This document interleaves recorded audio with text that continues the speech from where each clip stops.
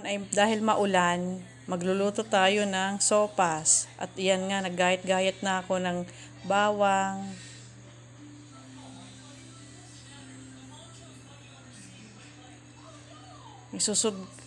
Susunod ko naman ang sibuyas at saka ng hotdog. Yung mga time na yan ay dadalawa lang kami ni Bambam. Kasi si Daddy at saka si Bimbim pumunta ng school. Dalawang beses kasi silang nagpunta kanina kaso hindi sila natuloy-tuloy dahil nga baha. Hindi sila makadaan. At ayan, ginagayat ko na ang hotdog. Maulan pa rin mga mare, kailangan mag-iingat pa rin tayo sa paglabas.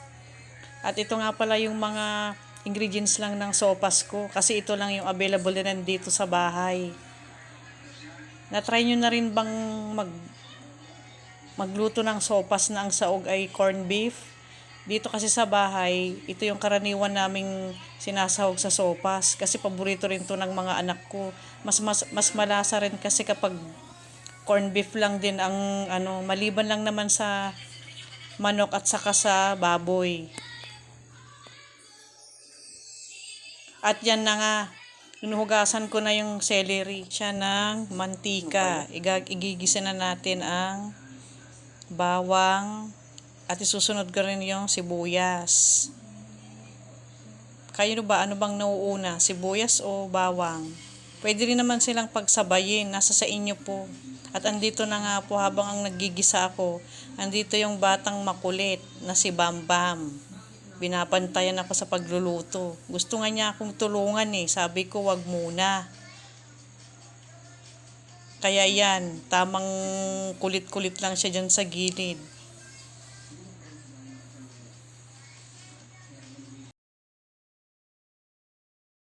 May patalon-talon pa dyan na bata. Masaya-saya yan. Nagugutom na yan.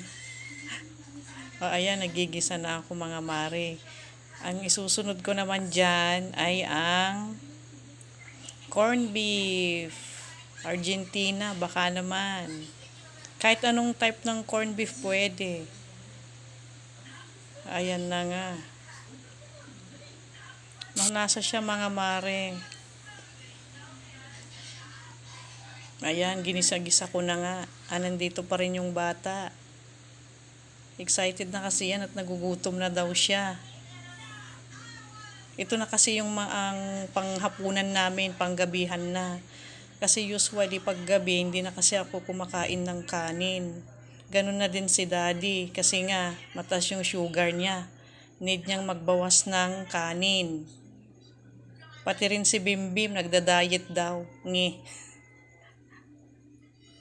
At ayan, pagkatapos kong magisa, nilagyan ko na ng tubig at pakukuluan na lang.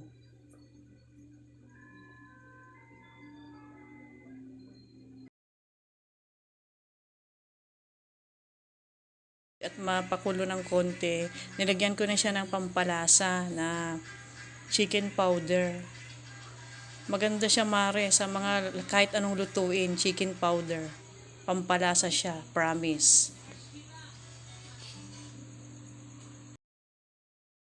Nilagay ko na ang macaroni, elbow macaroni siya.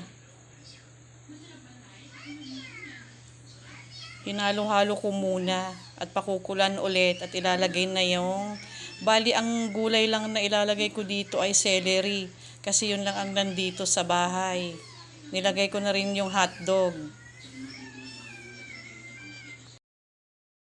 Ko na ilagay yung hotdog, yung ng celery.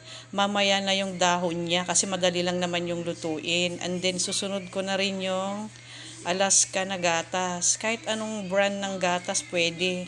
Kasi siya sarap. Mas masarap kasi ang sopas pag maraming gatas, creamy.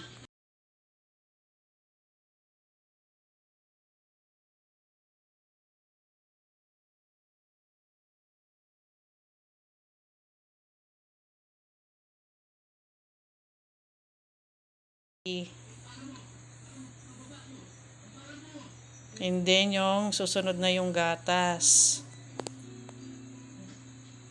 Siyempre, need pang halu-haluin yan.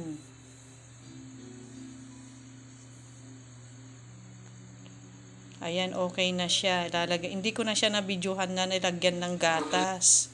Ayan, okay na siya. Naluto na. Pwede nang kumain. Kain na tayo mga mare.